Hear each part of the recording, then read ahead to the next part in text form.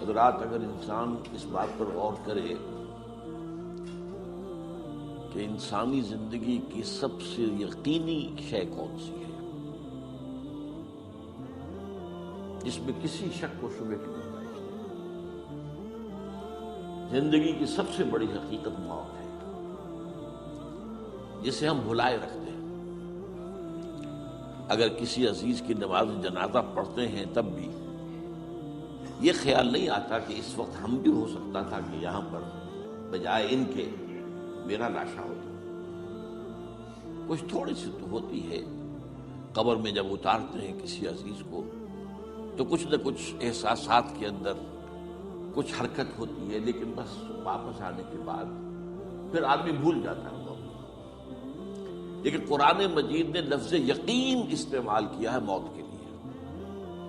سورہ حجر کی آخری آیت ہے، حضور سے خطاب کر کے فرمایا وَاعْبُدْ رَبَّكَ حَتَّى يَأْتِيَكَ الْيَقِينُ۔ اے نبی، آپ تو اپنے رب کی بندگی میں لگے رہیے، اس کی اطاعت میں، اس کی فرمانبرداری میں، یہاں تک کہ موت آ جائے۔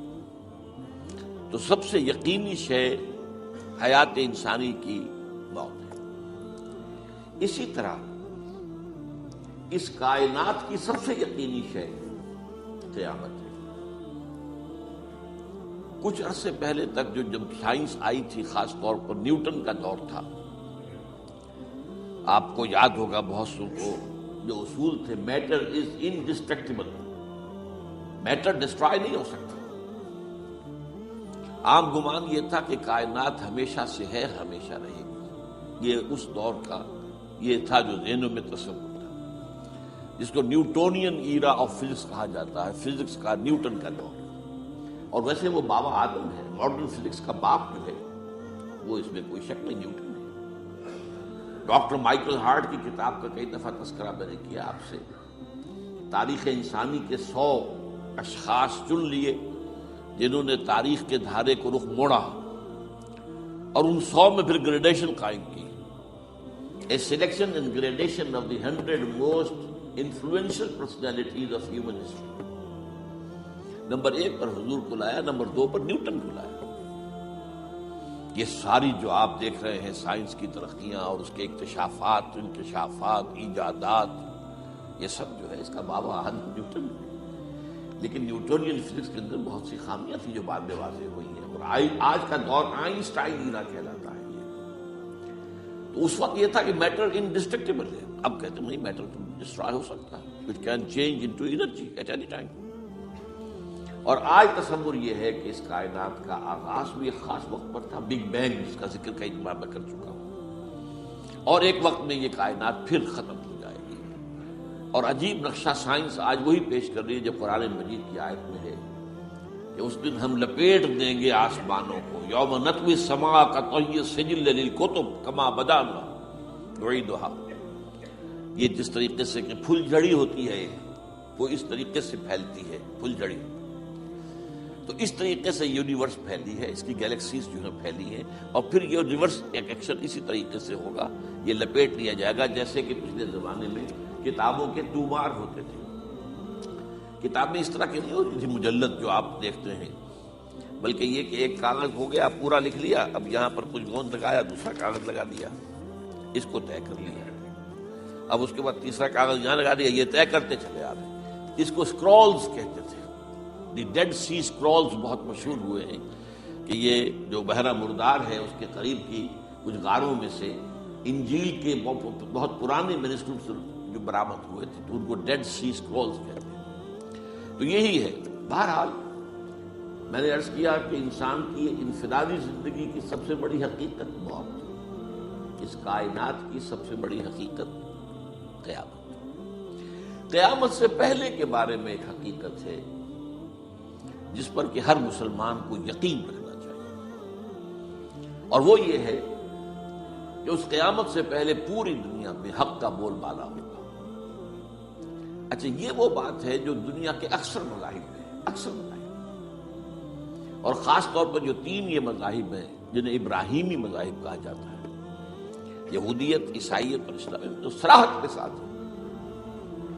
یہود کے ہاں بھی عقیدہ موجود ہے، عیسائیوں کے ہاں بھی ہے، مسلمانوں کے ہاں بھی ہے کہ اس سے پہلے، اس کائنات کے ختم ہونے سے پہلے، اس زمین کی قیامت آنے سے پہلے اس پر اللہ کا دین غالب ہوگا، کنگڈم آف ہیون اور ارتھ۔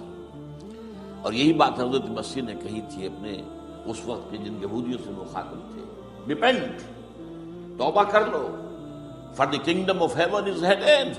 اب جو وہ ہے آسمانی بادشاہت آیا چاہتی ہے، وہ آسمانی بادشاہت تھی حضور کا ظہور صلی اللہ علیہ وسلم، جس سے کہ وہ آسمانی بادشاہت قائم ہوئی اور پھر پھیلی کتنے بڑے علاقے میں۔ لیکن بہرحال پوری دنیا میں نہیں پھیل سکی، وہ اس کے اسباب کیا تھے وہ اس وقت میرا موضوع نہیں ہے، لیکن پھیلنا ہے اس کو۔ اس سے قبل کیا ہونا ہے، یہ جو تیسری بات میں نے کہی ہے اس پر آپ کو یقین ہونا چاہیے، اس لیے کہ احادیث صحیح آتی ہے، قرآن مجید کا صغرا کبرا دلالت کرتا ہے اس پر کہ حضور کو بھیجا گیا غلبہ دین کے لیے اور بھیجا گیا پوری نوع انسانی کے لیے۔ تو جب تک پوری نوع انسانی پر دین غالب نہ ہو، حضور کا مقصد بعثت ابھی مکمل نہیں ہے۔ اسی کو اقبال نے کہا تھا، وقت فرصت ہے کہاں، کام ابھی باقی ہے، نور توحید کا اتمام ابھی باقی ہے۔ یہ چمن معمور ہوگا نغمہ توحید سے، ایک وقت آئے گا کہ پورا یہ قرہ جو ہے نغمہ توحید کے ساتھ اس کا جو ہے گونج جائے گا، لیکن یہ ابھی تو نہیں ہوا ہے، نہ ہونا ہے۔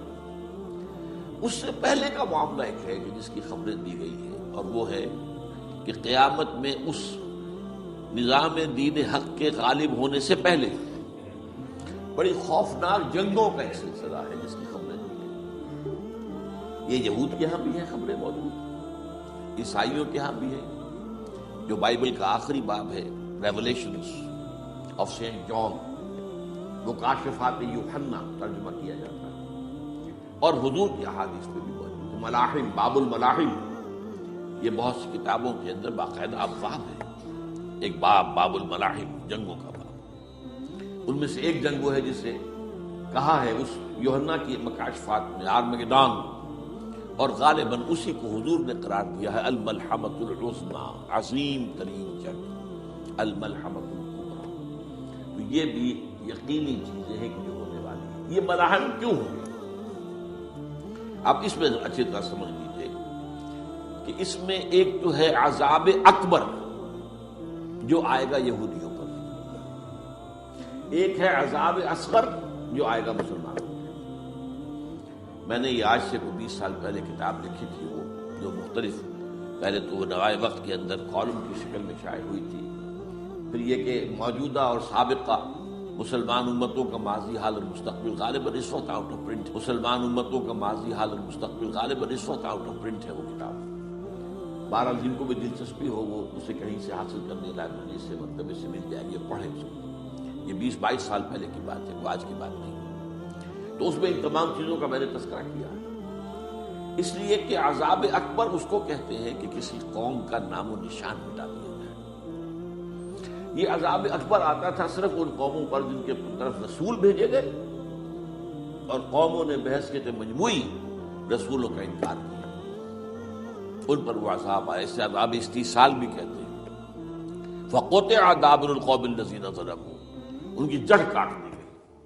ایک جڑ کاٹنا ہوتا ہے، درخت کو کاٹنا ہوتا ہے، درخت تو کٹے گا تو پھر دوبارہ جڑ میں سے شاید وہ نکل آئے، لیکن نہیں، جڑ سے اکھیڑ لا یری الا مساکنہم۔ یہ عذاب جو ہے اب کسی قوم پر نہیں آ سکتا، اس لیے کہ اب کوئی رسول تو آئے گا ہی نہیں، لیکن ایک قوم پر یہ تاریخ کے قرضے کی حیثیت سے موجود ہے، اور وہ قوم یہود ہے۔ ان کی طرف رسول بھیجے گئے حضرت عیسیٰ ابن مریم، رسولا الی بنی اسرائیل، اور انہوں نے یہ بات تو بہت دور کی تھی کہ مانتے انہیں اور ان پر ایمان لاتے، الٹا جو کچھ کیا ہے آپ کو معلوم ہے، انہیں ولد الزنا قرار دیا، جادوگر قرار دیا، واجب القتل قرار دیا، اور اپنے بس پڑتے سولی پر چڑھوا کر دم دیا۔